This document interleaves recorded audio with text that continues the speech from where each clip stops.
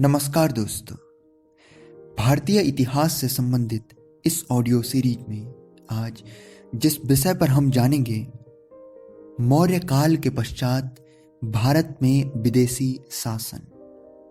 दोस्तों, मौर्य वंश के अंत तक उत्तर पश्चिम क्षेत्रों में विदेशी आक्रमणों का दौर आरंभ हो गया था। इस अंक में हम मौर्य वंश के बाद मौर्य वंश के विशाल साम्राज्य में जगह जगह उसकी अखंडता को टूटता पाएंगे। हम शुंग, काणव और सातवाहन वंश के विषय में पिछले अंक में जान चुके हैं। उनके शासन के दौरान भी शासन के सुदूर हिस्सों में विदेशी आक्रमणकारियों के आगमन का वर्णन हम जानेंगे। दोस्तों, विदेशियों के आक्रमण में हम क्रमवार आक्रमणकारियों के विषय में जानेंगे, जिसमें सर्वप्रथम हम जानेंगे यवनों के विषय में अथवा यूनानियों का आक्रमण। दोस्तों, सन 190 ईसा पूर्व बैक्ट्रिया के राजा डिमेट्रियस ने भारत की सीमा में प्रवेश कर पंजाब भाग पर आधिपत्य स्थापित कर लिया। उसने पूर्वी पंजाब में साकल नामक स्थान को अपनी राजधानी बनाया। वह पूर्व में आगे बढ़ने को प्रयत्नशील था। वह पाटलिपुत्र तक पहुंच गया। मध्य प्रदेश पर भी उसने आक्रमण किया, किंतु उसकी यह विजय यात्रा दीर्घ काल तक न टिक सकी। तब मगध पर शासक वंश शुंग हो गया था। मगध के तत्कालीन शासक पुष्यमित्र शुंग व कलिंग के राजा खारवेल ने उसकी विजय यात्रा पर अंकुश कसा। पूर्वी प्रदेशों से उन्होंने उसे मार भगाया। हाँ, वह पंजाब के क्षेत्र में शासन करता रहा। उसके वंशजों ने भी वहां शासन किया।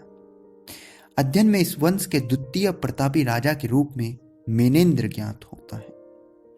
वह एक कुशल शासक था और अपने शासनकाल 160 ईसा पूर्व से 140 ईसा पूर्व तक उसने शुंग शासकों से भी लोहा लिया। हालांकि बाद में वह नागसेन नामक बौद्ध भिक्षु के प्रभाव में आने से अब बौद्ध धर्म का अनुयायी हो गया। उसने अनेक बौद्ध मठों का, स्तूपों का, विहारों का निर्माण करवाया। उसने अपने जीवन के आखिरी क्षण सच्चे बौद्ध की भांति बिताए। मेनेंद्र के पश्चात उसके उत्तराधिकारी इतने भी समर्थ नहीं थे। उसके वंशजों ने यूं तो 50 ईसा पूर्व तक शासन किया। तत्पश्चात शकों ने अब उनका राज्य उनसे छीन लिया। दोस्तों, अब शकों के विषय में जानना आवश्यक है। और ये लोग भारतीय मूल के तो नहीं थे, अतः विदेशियों के आक्रमण में इनका प्रसंग आना स्वाभाविक है। मूल रूप से ये लोग मध्य एशिया में पहले से निवास करते थे और उन प्रदेशों से लगभग 176 ईसा पूर्व के समय इन्हें यूची नामक अन्य जाति ने वहां से भगाकर विस्थापित कर दिया। अब ये लोग उन प्रदेशों से दक्षिण की ओर को प्रस्थान करने लगे। इनकी कई शाखाएं वितरित हुई, जिनमें एक भारत की ओर बढ़ी, जहां वे बोलन के दर्रे को पार कर ये लोग अब सिंध के निचले प्रदेशों पर अपना अधिकार स्थापित कर सकने में समर्थ रहे और वहां से आगे बढ़ने लगे, जहां उन्होंने भारत भूमि में कठियावाड़ा, सौराष्ट्र, उज्जैनी, मथुरा आदि स्थानों को अपने अधिकार में ले लिया। पंजाब का हिस्सा भी इनके अधिकार में आ जाने के बाद अब भारत के काफी भाग पर इन लोगों का अधिकार हो गया। दोस्तों, इनके विषय में सर्वाधिक महत्वपूर्ण कि भारत में इन लोगों के द्वारा शासन की क्षत्रपीय व्यवस्था का प्रचलन हुआ। सिंध के अतिरिक्त जहां तक ये लोग अधिकार कर सके, वहां के राजा को क्षत्रप या महाक्षत्रप कहा गया, अर्थात यह केंद्र की शक्ति के अधीन प्रांतों की अर्ध स्वायत्त व्यवस्था रही होगी। इसमें संभवतः क्षत्रप, जो प्रांतीय शासक थे, वे केंद्रीय सरकार के नियंत्रण में कार्य करते रहे होंगे। यह व्यवस्था पंजाब, मथुरा, महाराष्ट्र और उज्जैनी में थी। शकों ने भारतीय संस्कृति को इस प्रकार से अपनाया अथवा वे इसमें जैसे खो ही गए। कालांतर में उनका अपना कोई अस्तित्व ही शेष न रहा। दोस्तों, इन्हीं शकों के शासन के साथ साथ इसी काल में पहलवों या पार्थियनों के आक्रमण का भी अध्ययन होता है। पार्थिया एक प्रदेश था जो कि भारत के उत्तर पश्चिम में अवस्थित था। ये लोग भारत के उत्तर पश्चिम क्षेत्रों में आक्रमण कर वहां अपना आधिपत्य स्थापित कर पाने में सफल रहे। यह लोग शकों के शासन के दौरान ही भारत के पश्चिमोत्तर प्रदेशों में शासन कर रहे थे। वास्तव में इनके विषय में जानकारी पर्याप्त नहीं है। इनका और शकों का इतिहास काफी मिला जुला है। इसे अलग करना और अलग अलग अध्ययन कर पाना कठिन है। इनकी राजसत्ता को और शकों की सत्ता को जिस जाति ने चुनौती देकर उखाड़ फेंका वह कुषाण जाति थी। दोस्तों, कुषाण जाति मूल रूप से चीन के पश्चिमोत्तर प्रदेश के निवासी थे। ये पूर्व में यूची जाति में ही सम्मिलित थे, अर्थात यूची जाति की ही वितरित शाखाओं में से एक कुषाण जाति का जन्म हुआ।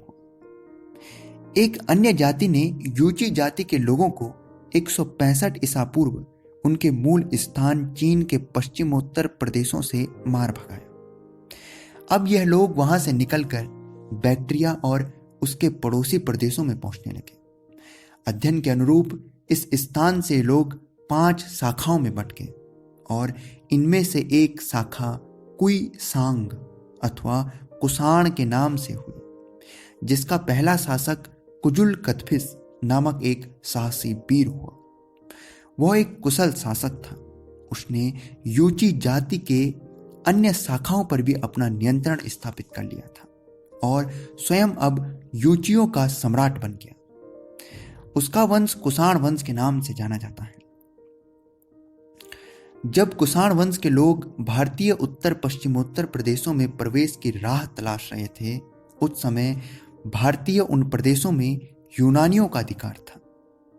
बैक्ट्रिया के आस पड़ोस के क्षेत्रों में अधिकार जमा लेने के बाद अब कुषाण वंश का पहला शासक कुजुल कथफिस भारत की ओर प्रस्थान कर देता है।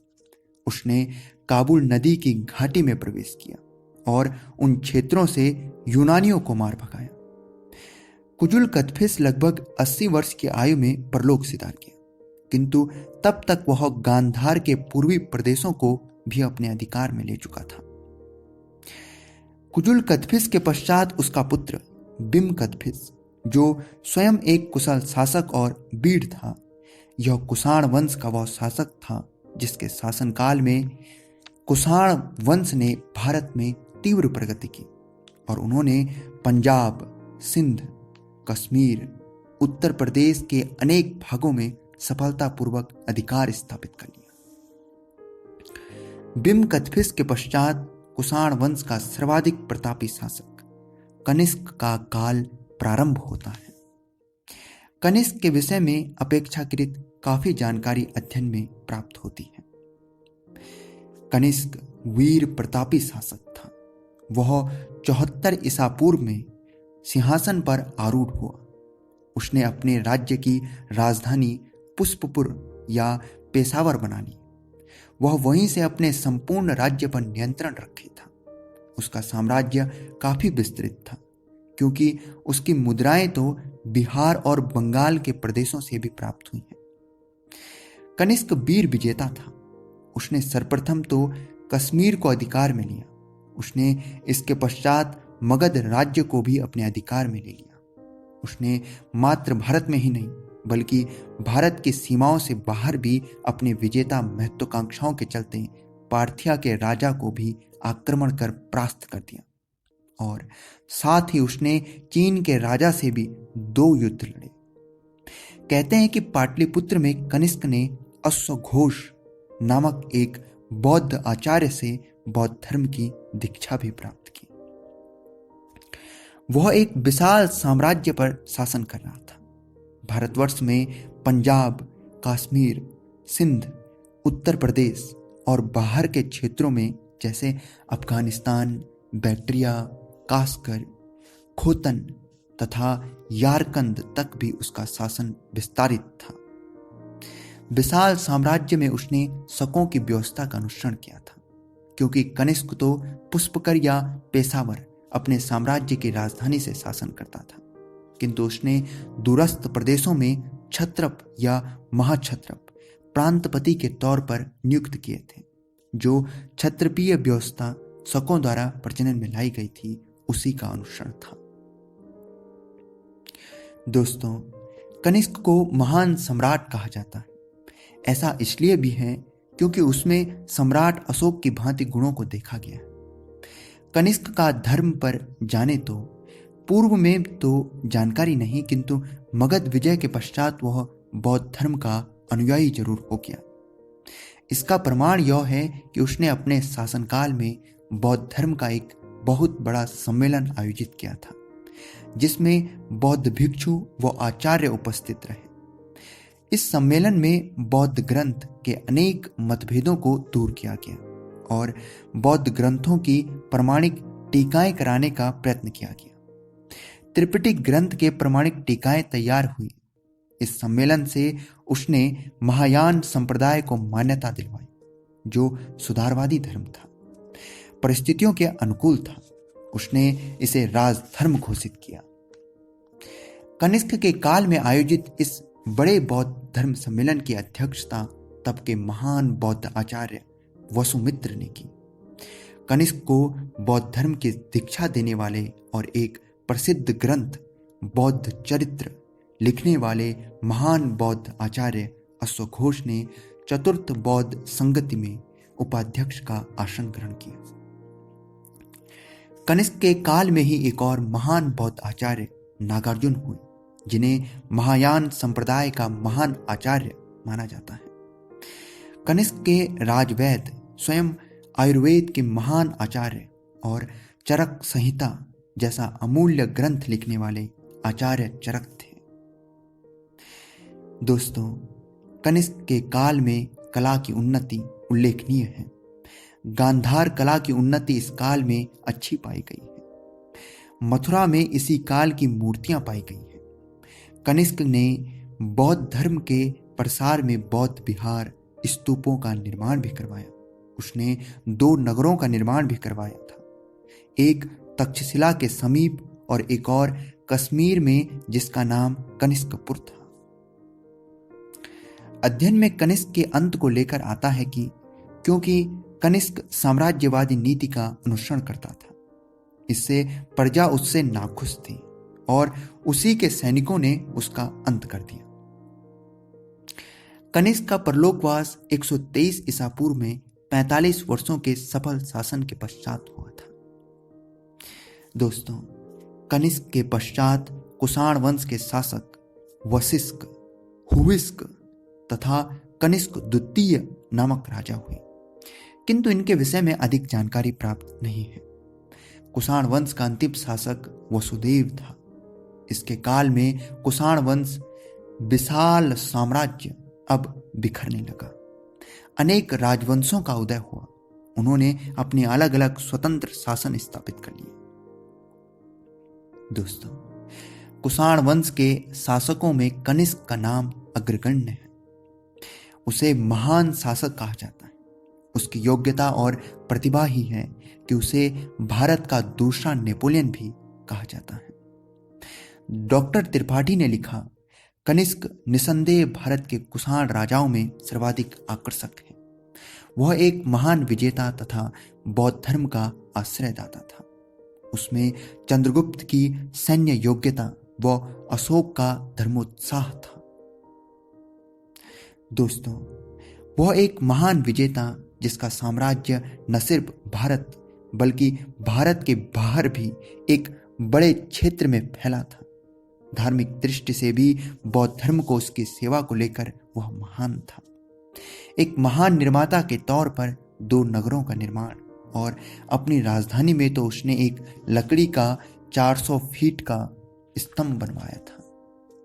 साहित्य कला के क्षेत्र में उसके काल में श्रेष्ठ उन्नति देखने को मिलती है। बौद्ध धर्म के महान आचार्य वसुमित्र, अश्वघोष, पार्श्व, नागार्जुन आदि को उसका संरक्षण था। आयुर्वेद आचार्य चरक उसके राजवैद्य थे। गांधार शैली की कला का विकास उसके काल में हुआ था।